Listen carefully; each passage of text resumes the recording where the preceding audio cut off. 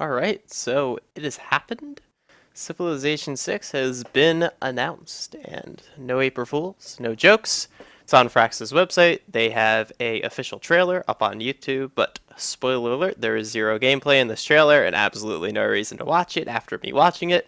And they give us this paltry amount of information. I was able to get a little bit more through articles on the internet. And Fraxis only gave us 3 screenshots, unfortunately, at this point. But let's just read through each of these bullet points and kind of look at them. This is going to be a lot of my opinions in this video, and I'm going to highlight all the information that I've found so far, considering this was only announced an hour or two ago. Not too much. So here they just talk about the history of Civ, blah blah blah, and then we're going to make a new game. Main features. Expansive empires. Big point to take away here is each city spans multiple tiles. I found an article that talks more about that we'll get to later. This sounds like it could be a very interesting concept. And it could definitely make for interesting gameplay. Active research. Unlock boosts that speed your civilization's progress through history to advance more quickly. Use your units to actively explore, develop your environment, and discover new culture. I don't know what that means. Hopefully it means research is not just based on who has the most science and there's some sort of scouting exploration to do with it. That would be a very good change if it's implemented properly. Dynamic diplomacy. Now, this is something that Stellaris kind of got my hopes up with, and we saw how like grand strategy and 4X kind of got meshed, and a 4X game was given a grand strategy type diplomacy, and it worked very well. Kind of sad to not see it in Civ 6. But they said they fixed the diplomacy. We're not sure how exactly, but we'll figure that out once we get gameplay. At this point, we only have 3 screenshots and a couple of articles online. This is a very good change to 1 unit per tile, what they call combined arms. Now you can stack a few units onto the same tile. So like support units and a regular unit can go together on the same tile. And they can be permanently merged into cores. That kind of reminds me of how Civ 4 late game, you could have a couple of units fight each other at once instead of just one at one, but this is kind of a permanent merging. I don't know how this will play. I have high hopes though. This could be very good. Enhanced multiplayer. This doesn't like affect general gameplay. This just sounds like, oh, we added some fun single session multiplayers, which is always a good thing. And a Civ for all players. So they said it provides to veteran players. But the important part to take away here is new ways to build and tune your civilization for the greatest chance of success. So that lets me think that there is some degree of Civ customization that's being allowed by this game. And screenshots. So they give us these screenshots, and from what I know, yes, these are screenshots of the official game. It looks pretty cartoony. I'm not a fan of it personally. I really think it's a step down from Civ 5. I really like Civ 5's graphics. Personally, I like the style. This looks like a mobile game, in my opinion. That's just my opinion. I might warm up to it. I mean, it does look, to give them credit, it does look very nice. And it looks friendly. That's a good word for it. It looks very friendly. Like and like Civ 5's terrain can get pretty dull as much as it's realistic. This is friendly, nice looking. Well, that's just looking at the terrain. And I saw the straw poll on Reddit that people are still voting on slowly. And 2/3 of people agree with me that they kind of don't like it. It's got its goods and bads, but anyway, let's analyze the actual content of the screenshot. So people talked about cities spanning multiple tiles, and I think we could see that here with, I'm going to call these 3 tiles part of the city. And then we're also seeing the city here. Its center is not on the coast, yet it has a harbor, and it has a lighthouse and a great lighthouse. So that only leads me to suspect that the city is also expanded this way somehow.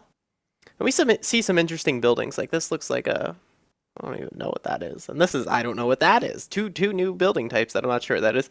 That looks like a plantation. These are, of course, farms. This could just be like a market, a gold-giving building. At the same time, what is that? Another trade post type building? What's that? The Oracle? Ooh. I don't know. Second screenshot shows us another Oracle type guy.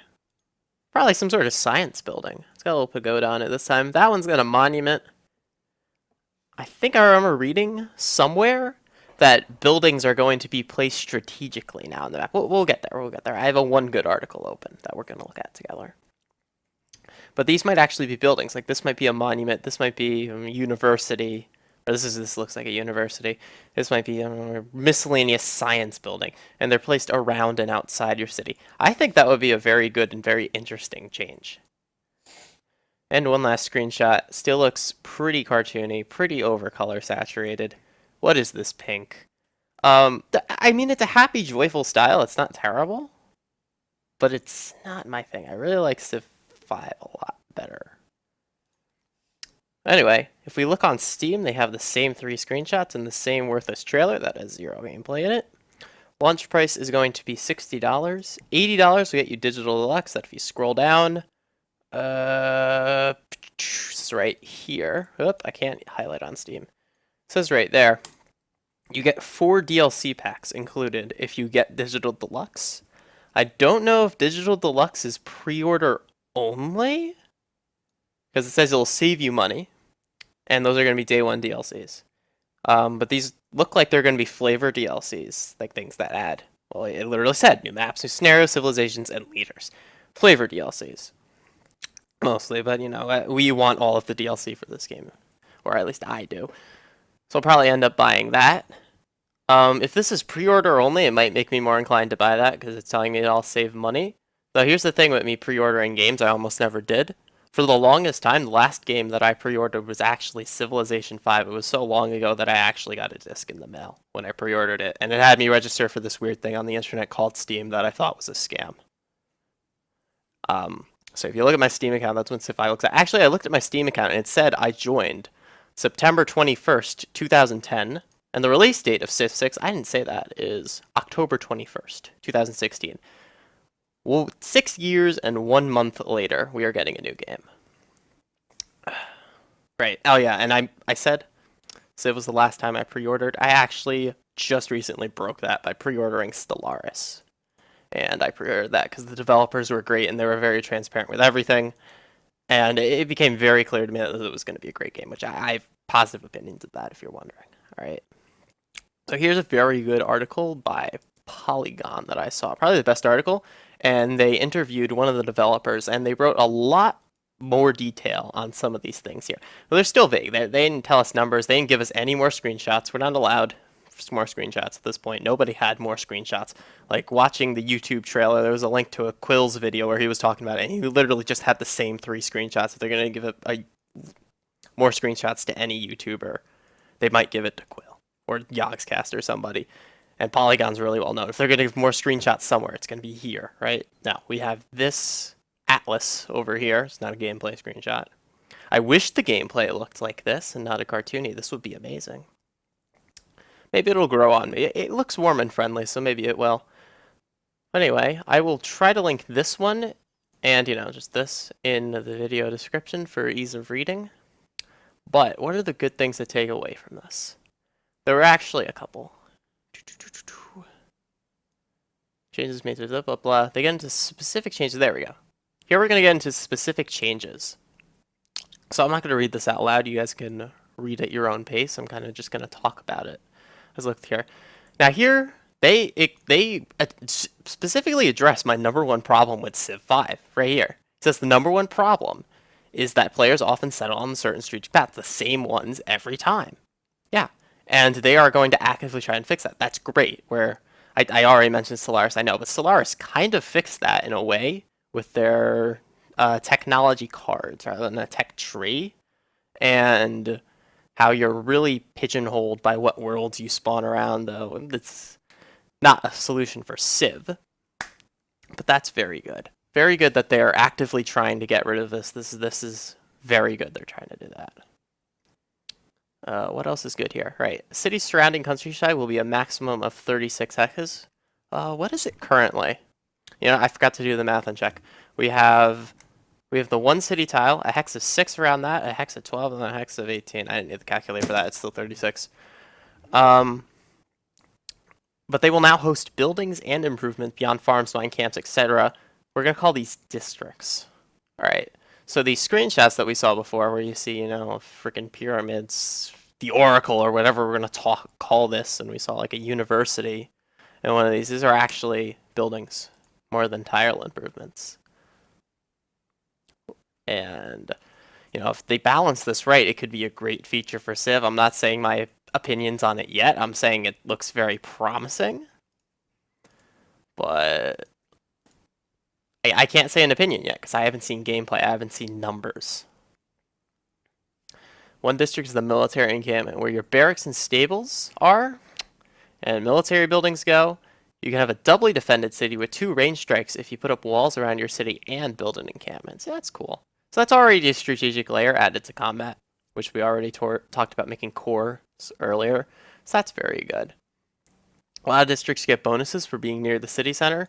So like if we look back at, I think this is just our best screenshot that we have of this kind of thing. He put his market and his pyramids and like his harbor tile right by the city center. That's good. And his farms are a bit further away. I guess that has some sort of an effect. I don't know. But I like it. It looks very good.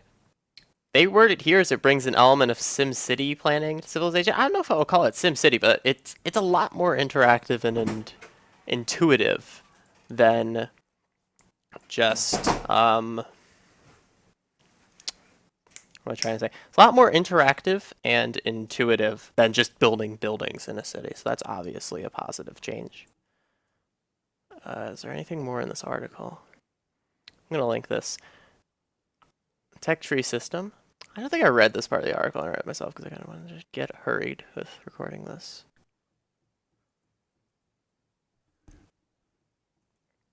Good question. Let's put it back on. Yeah, I think I'll let this for you guys just read by yourselves. This is good. Yeah, and they said they're fixing diplomacy, though. I don't see any super hard answers other than that, okay, they're going to act a little bit more rationally. And then unit stacking is back. I don't think they mentioned anything too amazing in here. And I've had the subreddit on. I've been refreshing this for more information pretty much constantly.